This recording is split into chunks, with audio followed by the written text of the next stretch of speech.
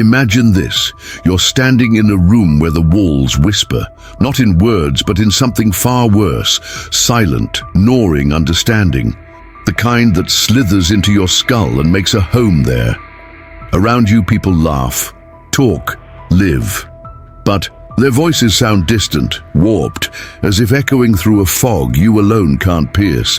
You see the patterns they miss, the lies they believe, the illusions they cling to. And the more you see, the heavier the silence grows. This is the curse of intelligence, not just seeing the world for what it is, but realizing with slow dawning horror that you are utterly alone in that seeing. History is littered with minds that shattered under the weight of their own brilliance. Ludwig Boltzmann, the physicist who glimpsed the chaotic truth of the universe, took his own life. Alan Turing, the genius who cracked the unbreakable Enigma code, was chemically castrated for the crime of being different. Nikola Tesla died penniless, whispering to pigeons in a hotel room, his visions of the future too vast for the world to grasp. What happens when you know too much? When your mind outpaces not just your peers, but the very era you were born into? They die. Answer is written in the hollows of abandoned asylums, in the diaries of philosophers who starved themselves of human connection, in the eerie quiet of those who realize too late that intelligence is not a gift. It is a slow, inescapable exile.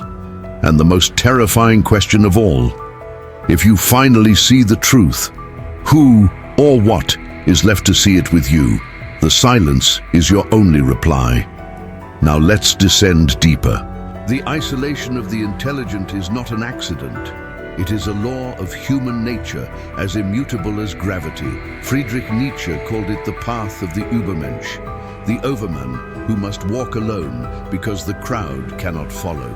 Carl Jung warned of the collective unconscious, a sea of shared delusions that drowns those who dare to awaken. Jean-Paul Sartre wrote, "Hell is other people, but the deeper horror is this. Hell is being unable to unsee what others refuse to acknowledge. The better, smarter you are, the more you perceive, the hidden motives, the unspoken manipulations, the fragile illusions propping up society.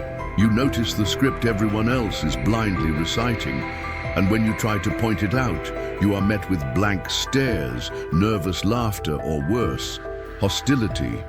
Psychological studies confirm this cruel paradox. High intelligence correlates with chronic loneliness. The more you understand, the fewer people can understand you. Your mind becomes a prison of unshared realizations. You start to question whether you are the only one awake in a world of sleepwalkers, or if you are the deluded one, lost in a nightmare of your own making. History's greatest thinkers knew this torment. Arthur Schopenhauer, the philosopher of pessimism, lived in bitter seclusion, convinced that humanity was a mistake.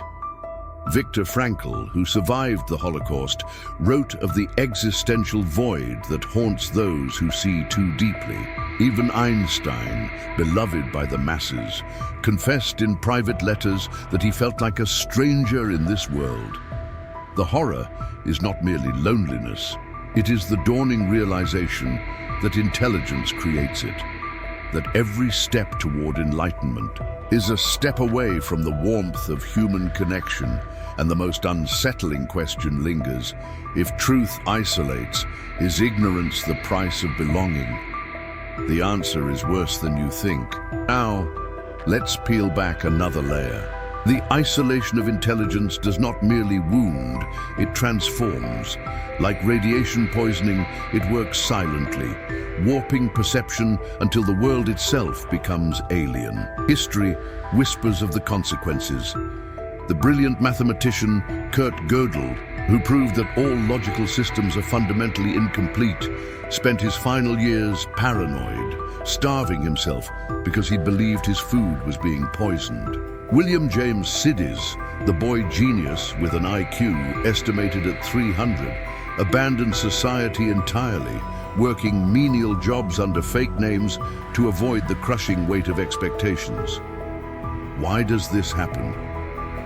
Cognitive science reveals a chilling truth. The human brain is not designed for relentless clarity.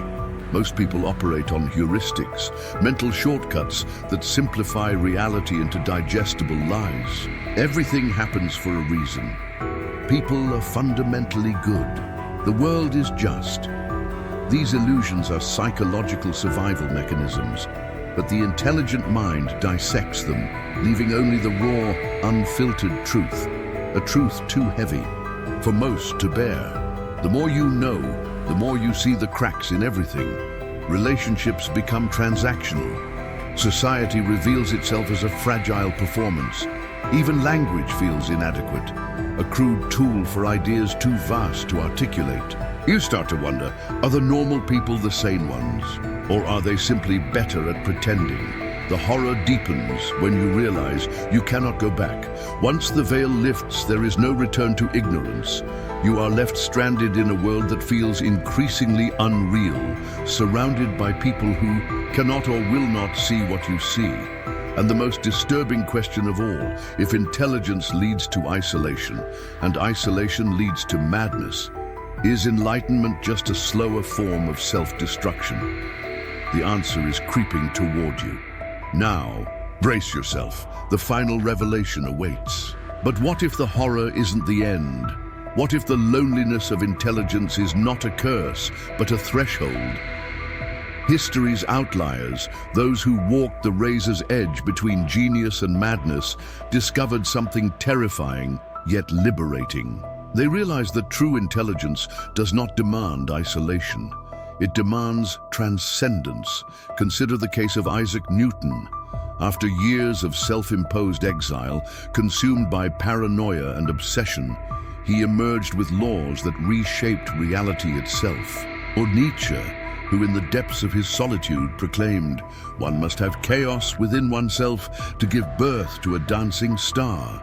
Even Howard Hughes, the billionaire recluse who spiraled into madness, proved one thing: the mind can either collapse under its own weight or learn to fly. The key lies in a paradox. To survive intelligence, you must outgrow the need for validation. Most people seek mirrors, others who reflect their own thoughts back at them, but the truly intelligent seek windows, vantage points from which to observe the world without needing it to observe them in return. This is the shift that changes everything. Loneliness is not the price of intelligence, it is the cocoon. The suffering of isolation is not an end, but the necessary friction for a metamorphosis. The mind that can endure its own solitude becomes something else entirely, something beyond human. But be warned, this path is not for the faint of heart, because the final question remains: if you transcend the need for others, what then do you become? The answer is closer than you think. Now, prepare yourself. The ultimate revelation awaits. Here is the truth that will unravel you. Intelligence does not create loneliness, it reveals it. The isolation you feel was always there, lurking beneath the surface of every hollow conversation, every forced smile, every unspoken lie. The smarter you become, the more clearly you see the void that has existed all along. Human connection was never real in the way you hoped. It was always a fragile illusion, a desperate agreement to pretend. Most people cling to this illusion because the alternative is unthinkable. But you have seen behind the curtain, and there is nothing there. This is why genius so often walks hand in hand with madness, not because intelligence corrupts, but because it illuminates the terrifying truth. We were always alone. The universe does not care. Morality is a fiction. Love is a chemical illusion. Every meaning you were ever taught is just a story told to children to keep them from screaming in the night. The greatest minds in history realized this, and it destroyed them. Because the final horror is not realizing you're alone. It's realizing you were never anything but alone to begin with, and now you know there is no going back. The silence is real, and it is all there ever was. Welcome to the truth.